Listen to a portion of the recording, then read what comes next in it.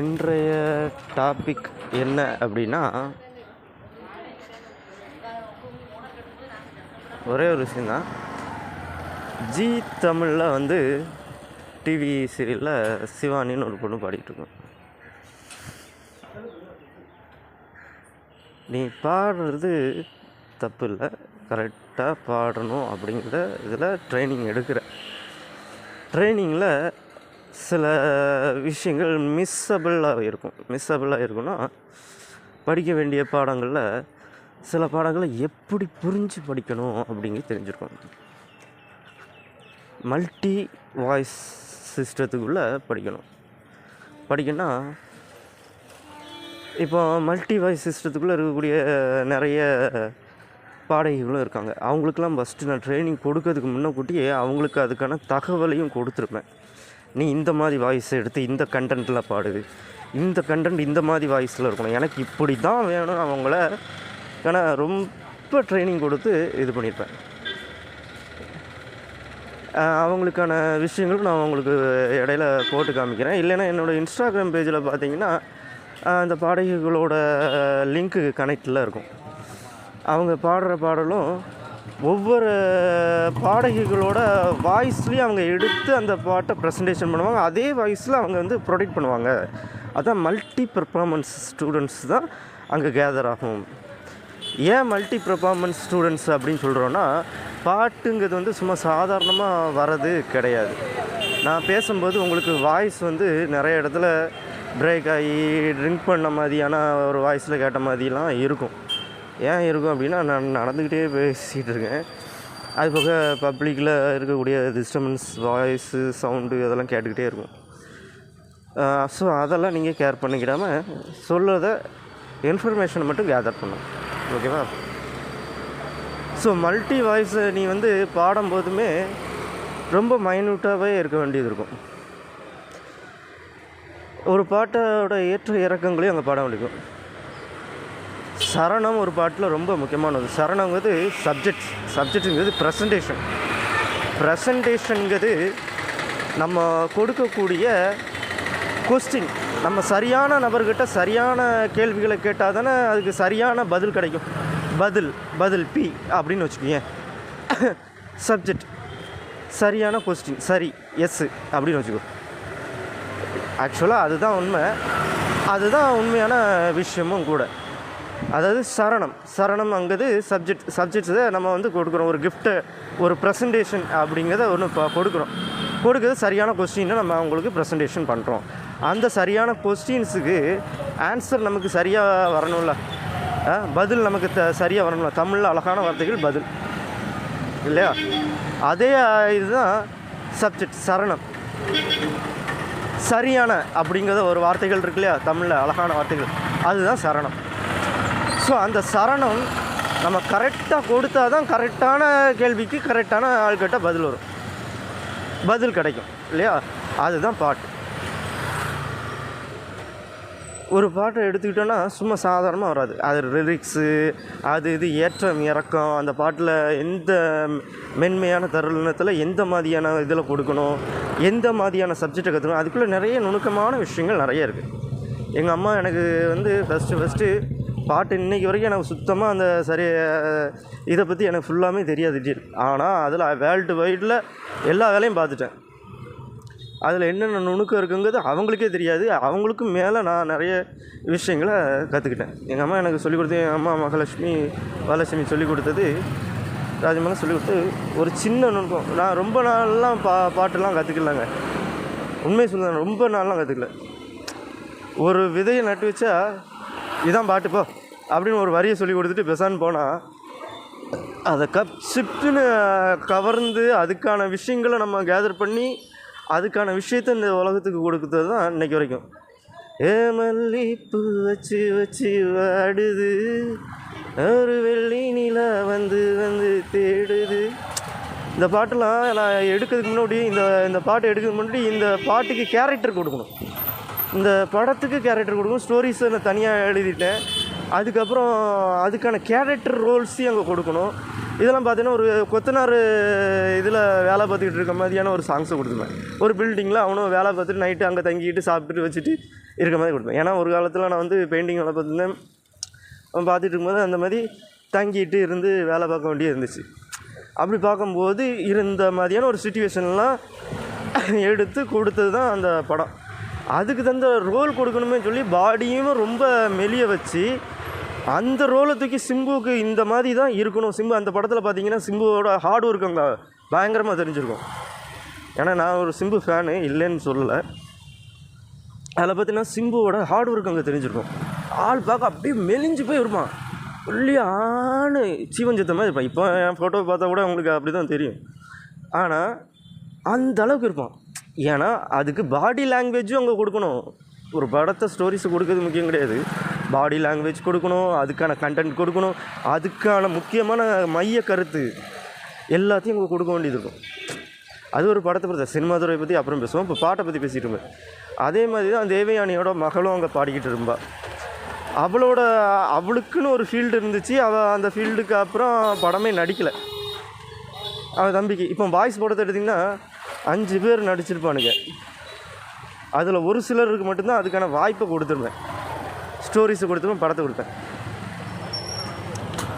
சிலருக்கு அந்த வாய்ப்பு கிடச்சிருக்காது. அதில் காமெடி ஆக்டராக செந்தில் கூட ஒருத்தர் நினச்சிருப்பான். செந்தில் கூட எதுக்கு தம்பி உழைக்கிறோம், எல்லாம் ஒரு ஜான வயிற்றுக்கு தானே, இது எங்கே எப்போ கிடைக்குன்னு எனக்கு மட்டும்தான் தெரியும், எல்லாம் உனக்கு கொடுக்குது இன்ஃபர்மேஷன் அப்படின்னு சொல்லி அவன் ஒரு டைரியை காட்டுவான். அந்த டைரியை அவன் ஆட்டை போட்டு போயிடுவான். ஆனால் அங்கே தான் அவன் முட்டாள்தனம் பண்ணுவான். என்ன அப்படின்னா, அவனுக்கு தெரியும் எந்தெந்த டயத்தில் என்னென்னதுன்னு கேதர் பண்ணி வச்சுருப்பான். ஆனால் இவனுக்கு தெரியாது. இவன் என்ன பண்ணுவான், இதை எடுத்துகிட்டு போயிட்டா நம்ம எப்போ வேணாலும் அந்த டயத்துக்கு இது நமக்கு சோறு கிடைக்கும்லாம் வாங்கிடலாம் அப்படிங்கிற மாதிரி இவன் எடுத்துகிட்டு போயிருப்பான் கிட்டே இந்த மாதிரி விஷயம். ஆனால் அதோட வேல்யூஸ் அவனுக்கு தெரியாது. ஆனால் அவனோட அப்சர்வேஷன்ஸ் வேறு, இவனோட அப்சர்வேஷன்ஸ் வேறு அப்படிங்கிறத அந்த இடத்துல பாய்ஸ் படத்தில் உங்களுக்கு அதுக்கான கருத்து கொடுத்துருக்கோம். சரி, அதில் ஒரு சைடு இருக்கும். இப்போ பாட்டை பற்றி பேசிகிட்டு இருக்கும்போது பாட்டை பற்றி சொல்கிறேன். இந்த மல்டி வாய்ஸுங்கிறது ரொம்ப இம்பார்ட்டண்டான ஒரு விஷயம். இந்த மல்டி வாய்ஸு அப்படிங்கிறது ஹாலிவுட் லெவலுக்கும் மேலே.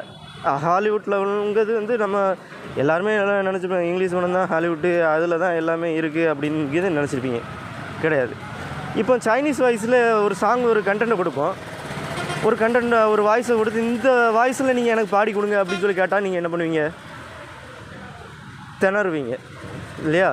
நார்மலாக பாடுறவங்களோட வாய்ஸுக்கும் மல்டி வாய்ஸு வந்து அந்த கண்டென்ட்டு எந்த ஆக்டரோட கண்டென்ட்டோட கனெக்ட் ஆகும் அப்படின்னு சொல்லி ஜாயினபிள் சிஸ்டத்தில் கவனித்து பாடக்கூடிய விஷயம். 1% தான் அந்த 1% வந்து பாடக்கூடிய முக்கியமான விஷயம். நான் எல்லா இதுலையுமே கொடுத்துப்பேன். சார் ஒரு கண்டென்ட் எடுத்து பேசுங்க, ஒரு கண்டென்ட்னா ஒரு கருத்தை எடுத்து அதுக்கு முன்னாடி அதுக்கான விஷயத்தை அதுக்கான தகவலை தெரிவிங்க அப்படின்னு நான் சொல்லியிருப்பேன். நீங்கள் டிவிலலாம் பார்த்தீங்க, ஒரு கண்டென்ட்டுமே இல்லை ஏன் மேடம், எப்படி மேடம் அந்த கண்டென்ட்டை பற்றி நீங்கள் பேச சொல்கிறீங்க அப்படின்னு சொல்லி பல பேர் வந்து பல விதமாக கேள்வி கேட்டிருப்பாங்க. ஒரு மைய கருத்தோட விஷயங்களை கொடுத்து அதுக்கான ப்ரெசன்டேஷன் பண்ணும்போது அதுக்கான ப்ரெசன்டேஷன் கரெக்டாக இருந்தால் தானே அதுக்கான வேல்யூபிள்ஸ் இருக்கும்.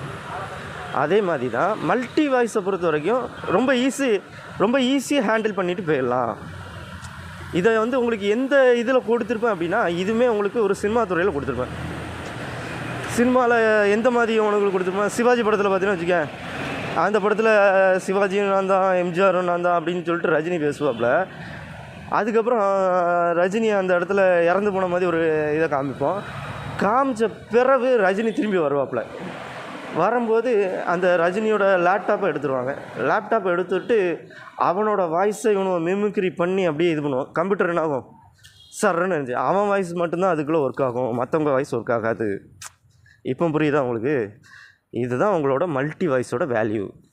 மல்டி வாய்ஸுங்கிறது ஒரு பாட்டை வந்து கொடுக்கும்போது அதுக்கு தகுந்த வாய்ஸை கொடுக்கக்கூடியது தான் மல்டி வாய்ஸ். 1% தான் அது பாடுவாங்க, எல்லா பர்சனும் அதுக்கு தகுந்த மாதிரி பாட முடியாது. அதே மாதிரி யாருக்குனே ஒரு விஷயம் கொடுத்துருவேன், உங்களுக்கு இன்னொரு இதுவும் கொடுத்துருவேன், மல்டி லாங்குவேஜஸ் சிஸ்டம்ஸ். உலகத்தில் எவ்வளவோ மொழிகள் இருக்குது, அத்தனை மொழிகளுக்கு தகுந்த மாதிரி பாடக்கூடியது.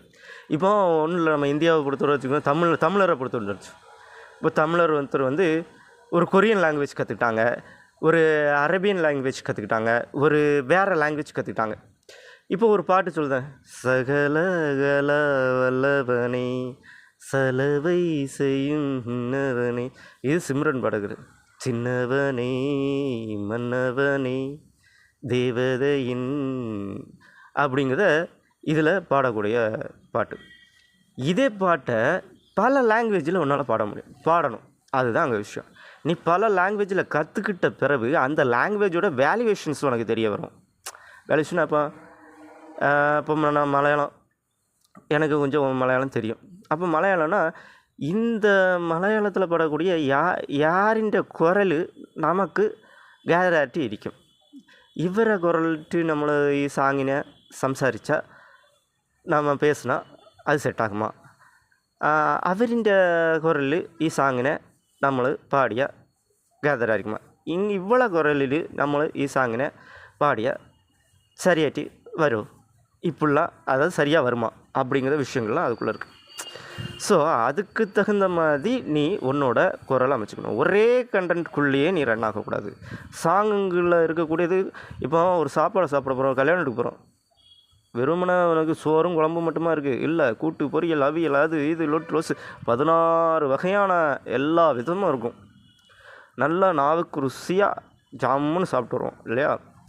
அதே மாதிரி தான் நம்மளோட வாய்ஸ் அண்ட் வேல்யூஸ். அதாவது அந்த காலத்தில் பழமொழியில் ஒன்று சொல்லுவாங்க, எதை கொட்டினாலும் அள்ளிடலாம், சொல்ல கொட்டினா அள்ள முடியாதும்பாங்க.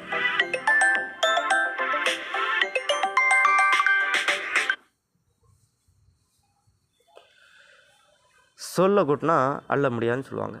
ஏன் சொல்கிறாங்கங்க தெரியுமா? காரணம் இருக்குது. 16 வகையான உணவுகள் இருந்தாலும் அதை எடுத்து சாப்பிட்றது ஒரே வாய் தான்.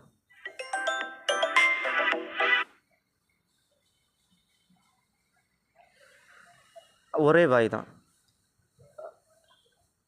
என்ன கொட்டினாலும் அள்ளிடலாம், சொல்ல கொட்டினா அள்ள முடியாதுன்னு சொல்லுவாங்க இல்லையா? அப்போ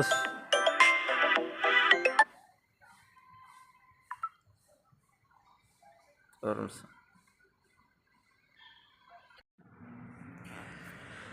சொல்ல கொட்டினா அள்ள முடியாதுன்னு சொல்லுவாங்க. அது எதுக்காக சொல்கிறாங்க, என்ன காரணத்துக்காக சொல்கிறாங்க அப்படின்னா, மொத்தமாக வாமிட் எடுக்கிறதுக்கு தான் எல்லாமே கலந்துருக்கும்.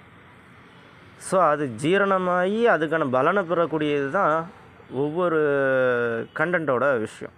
சும்மா சாதாரணமாக எல்லா கண்டென்ட்டையும் கொடுக்குறோம், அதை கொடுக்குறோம், இதை கொடுக்குறோங்கிறது கிடையாது.